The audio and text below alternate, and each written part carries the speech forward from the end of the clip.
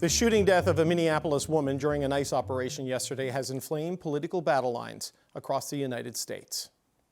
I can believe that her death is a tragedy while also recognizing that it's a tragedy of her own making and a tragedy of the far left who has marshaled an entire movement, a lunatic fringe, against our law enforcement officers. The reason this woman is dead is because she tried to ram somebody with her car and that guy acted in self-defense. That is why she lost her life. People in positions of power have already passed judgment, from the president to the vice president to Kristi Noem, have stood and told you things that are verifiably false, verifiably inaccurate. They have determined the character of a 37-year-old mom that they didn't even don't know. Minnesota Governor Tim Walz says he wants answers, but he claims federal officials are freezing the state out of the investigation. The CBC's Katie Simpson joins us now from Washington. Katie, a rare and an extraordinary appearance today in the White House briefing room from Vice President J.D. Vance. He had a lot to say. Walk us through what stood out. Yeah, David, I want to start by saying that this was truly a remarkable moment in the White House press briefing room. However, I feel that we so frequently say that things are remarkable, that is anything remarkable anymore when it happens so frequently. We are well past that moment, but really in the thick of it. But J.D. Vance took to the podium in the White House briefing room and very clearly argued, even though the investigation is very much not complete just yet, based on what information they have, they firmly believe the actions of the ICE agent were justified.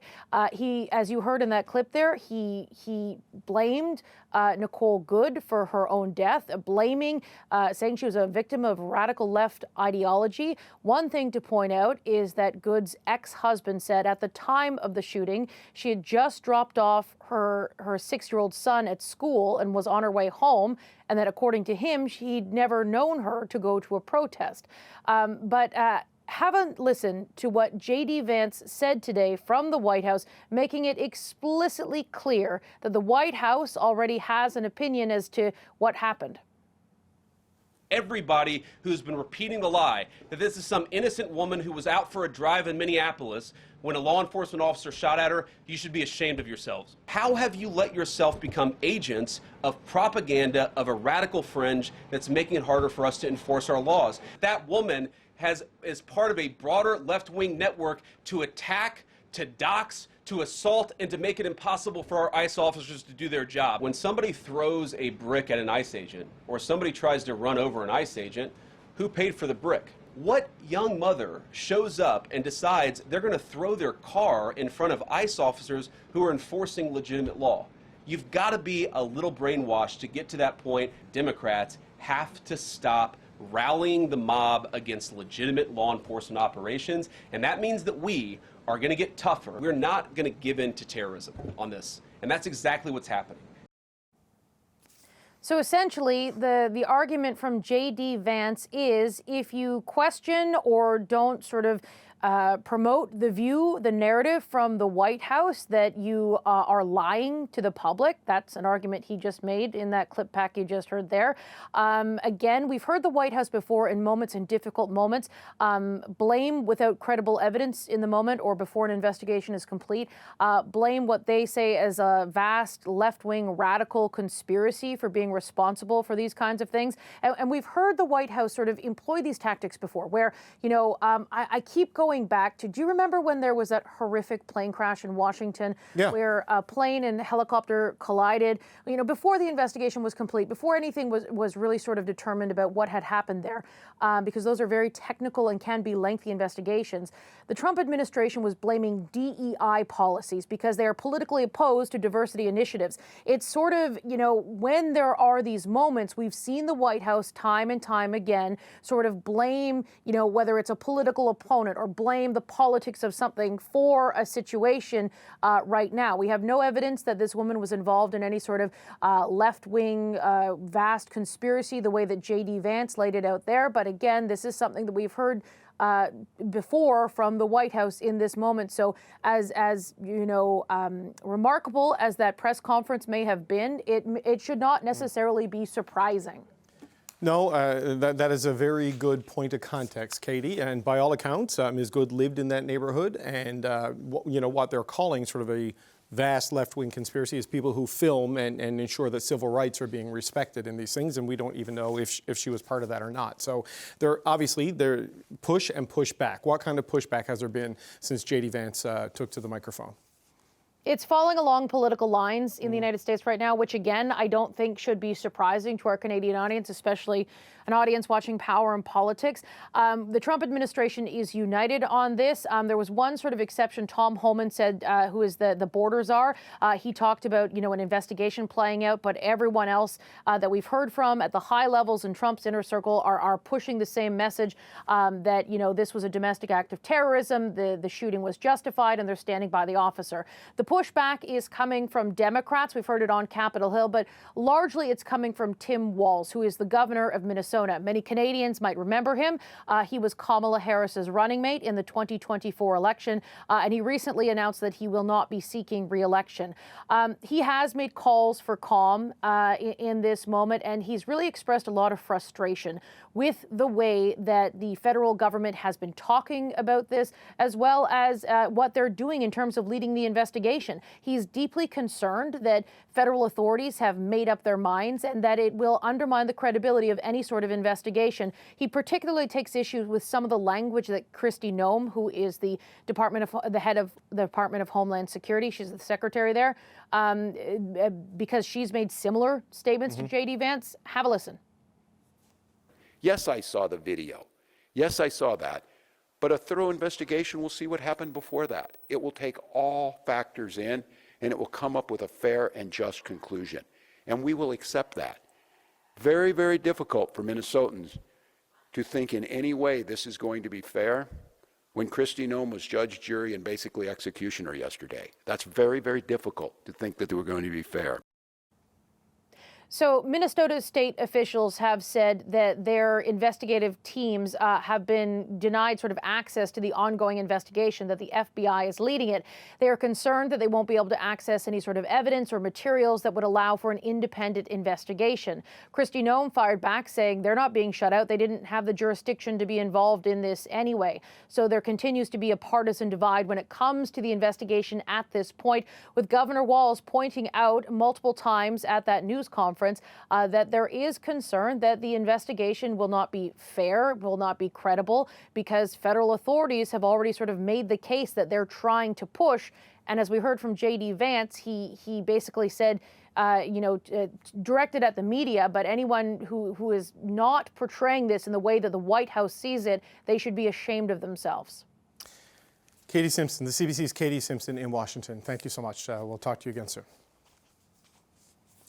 Okay, so meanwhile, as Katie mentioned, throughout all of this, U.S. Homeland Security Secretary Kristi Noem is defending the ICE agent involved in the fatal shooting of Renee Nicole Good. This vehicle was used to hit this officer. It was used as a weapon, and the officer feels as though his life was in jeopardy. It was used to perpetuate a violent act that this officer took action to protect himself and to protect his fellow law enforcement. For a more detailed look at the footage of yesterday's shooting, I'm joined by John Gross, an associate professor of law at the University of Wisconsin. He has written extensively about police use of force policies, including policies on shooting at vehicles. Professor Gross, it's good to meet you. Thank you for being here, sir. It's my pleasure. Thanks for having me. Before we go through the video, I just want to get your sense of the consequences of all these high-level public officials sort of pronouncing verdict before any kind of an investigation has happened. Where do you think this leaves the hunt for answers?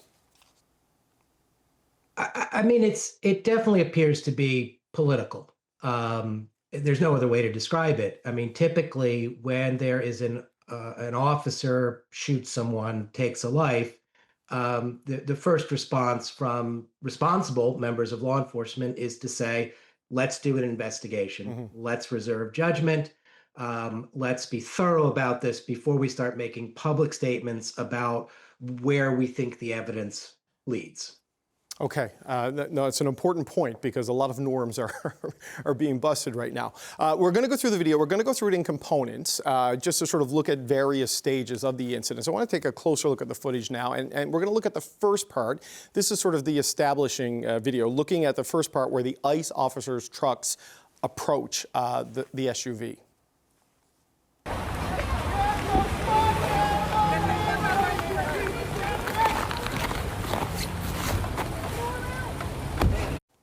Okay, you can see Ms. Good's Honda Pilot there, the pickup truck with the officers approaching. What do you make of what's happening here, the positioning and the fact that her vehicle is cutting off part of the road? I mean, it's entirely possible that she may have been positioning her vehicle in a way to obstruct the ICE agents from proceeding down that road or conducting their investigation. It's hard to know just from that little outtake because we don't see how her vehicle got into that position in the first place. I mean, she could be blocking the officers. She could be attempting to make a K turn or a 3-point turn in the road to change direction. We don't know how the vehicle wound up in that position. Right, and in the run-up to this, she waved through the vehicle of the other officer, who I believe was a shooter in this particular incident. Okay, well, let's look at the next bit, because this is where we get to the moment at hand, because Kristi Noem said this woman had refused commands to get out of her vehicle before she tried to run over and kill or harm the officer. So let's take a look at that. No! Okay, is that what you see here, Professor? I mean, clearly the officers say get out of the car, but to this point there have been no visible evidence of any. Of a threat? Does this look like someone setting up to run over an officer? Right. I mean, law enforcement, they have to approach the use of force in the context of reasonableness, right? And that's a very nuanced, variable, difficult decision to sometimes make. You have to take into account all of the surrounding set of circumstances and what the officers can observe, what's reasonable to infer. But certainly at this point, yes, the officers are directing her to exit the vehicle. She's not complying with that directive. But obviously, there's no indication that she's armed, that she's threatening the officers. And even if she was deliberately blocking them from proceeding down the road, that's obstruction of the officers. It's a crime. She can be arrested for it, but it's certainly not a violent offense, or one that I think, especially in the context of immigration enforcement, where there has been a lot of pushback from the community resistant to these sort of federal operations within states. Yes, the officers are being, according to our Department of Homeland Security Chief, Kristi Noem, they're being harassed. Okay, but is there any indication in this that this individual is violent or intends to hurt the officers? Certainly doesn't appear on the video. Okay, so this next point is the next bit we're going to show. This is the real point in question here. This is the part where Ms. Good tries to pull away, where the weapon gets drawn and where the shooting takes place. So just take a look at this. No! Shame! Shame! Oh my... Okay, what's your analysis of this moment? This is where this is being called an act of domestic terrorism, that the car was being used as a weapon. You can see very clearly the wheels are turned. The officer was sort of in front of the fender and fired, I believe, 3 shots into the vehicle. Your sense of that? I mean, my sense is that the claim that this is some act of domestic terrorism is nonsensical. This is a woman who was frightened by these officers and attempted to flee. It's very clear from not just this video, but several other videos that give us different angles, that she never attempted to ram the officer who eventually shot her. At the time the officer fires those 3 shots, he is on the side of the vehicle, not in front of the vehicle. It's very clear. One of the shots enters through the through the front windshield, the lower part of the windshield on the driver's side. The angle of that shot clearly indicates the officer is standing beside the vehicle when he fires the first shot. And then he fires 2 additional shots at the driver, whose window is down, as the car is turning away from him. So the idea that the vehicle was being used as a weapon or was targeting the officers, I mean, it's clearly not supported by the video evidence that we have from the scene. So 3 officers, by my count, approached the vehicle. Only 1 drew their weapon. And I wonder what the policies are on when to draw a weapon, where to stand when it's a vehicle, because I've never seen police officers stand in front or behind. It's always to the side when it's something involving a vehicle, and then shooting at a moving vehicle. Because I know police chases, for example, policies on that have evolved over time. Walk us through what the policies are supposed to be in a moment like this.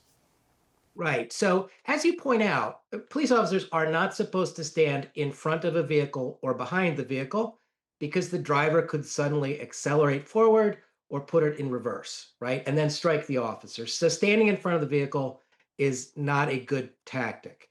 The other thing officers are told is that if a vehicle is coming toward them, they should not shoot at the vehicle for 2 very important reasons. One, they're not going to stop the vehicle by shooting at it. A bullet is not going to stop an SUV from traveling toward the officer. The officer needs at that point to prioritize their own safety, and they're trained to get out of the way. The second reason why they shouldn't shoot at an oncoming vehicle is because even assuming this is a suspect that's fleeing or even someone who might be trying to strike the officer with the vehicle, shooting the driver creates another problem, a problem that's potentially worse than the original problem that you have of a fleeing suspect or someone who's targeting an officer, which is if you strike the driver of the car with a bullet, they're likely to become incapacitated, lose control of the vehicle, and crash, potentially killing or seriously injuring someone else or causing property damage. And that's exactly what happens in this case. The officer shoots the driver of the vehicle proceeds further down the road and crashes with a parked car. So this is bad tactics, this is bad positioning, and ultimately what certainly seems like a violation of the Department of Justice's very own policies surrounding the use of force and firing at vehicles. Does any of this change because it's ICE as opposed to, say, local police or a state police? I mean, is there a different set of rules, a different set of policies, a different set of guidelines for these immigration police that are all over the city? I mean, I would note that every law enforcement agency in the U.S. pretty much has discretion to come up with their own internal policies on use of force. And so you will see variations between policies. But I would note that I have reviewed at least one internal Homeland Security document purporting to give guidance on use of force. It would not authorize this use of force. Publicly, there is a DOJ policy that's available on their website that specifically instructs officers not to shoot at vehicles unless there are some very specific conditions that are met that are not present in this case. And I would even note that the Hennepin County Police Department, the Minnesota Police Department, also has a policy almost identical to the DOJ, where firing at a vehicle in this context would also violate their use of force policies. Okay, just one last question. There are issues around this investigation. The FBI has seized it, so has the Department of Homeland Security. They are kind of cutting out the local authorities. So the verdict here will rest with the federal discretion as they do the investigation. But J.D. Vance in the White House briefing room said something today about operating there with a blanket immunity. Is that a suggestion that this officer can't be charged? Are they subject to possible criminal charges for something like this? What's your sense? Well, I think that statement by J.D. Vance is simply incorrect. There are 2 potential avenues here in terms of prosecuting this as an offense. One could be through federal law enforcement. You've seen officers in the past charged with civil rights violations for excessive use of force, and that would be an option that the Department of Justice would have. Do I think they will exercise that option? Obviously not. I think the administration has made it abundantly clear that they will do everything to protect and shield this officer from any liability for this shooting. The officer may also have some liability if he were sued in civil court for a civil rights violation as well because of what's called qualified immunity. But there is absolutely nothing that prohibits the state of Minnesota from charging him with a criminal offense. He has no immunity to a prosecution in state court for some type of assault or homicide charge that they could file because of his actions. So, and I suspect very much that one of the reasons why federal law enforcement has effectively refused to cooperate with local law enforcement, state law enforcement, is because they are in fact well aware that this officer could be subject to a criminal charge that originates in state court, and they want to make that charge as difficult to prove as they possibly can. Right, hard to bring a state case if you can't get access to the federally controlled evidence. John Gross, Associate Professor of Law at the University of Wisconsin. Thank you for joining us. We appreciate your time, sir. Thank you for having me.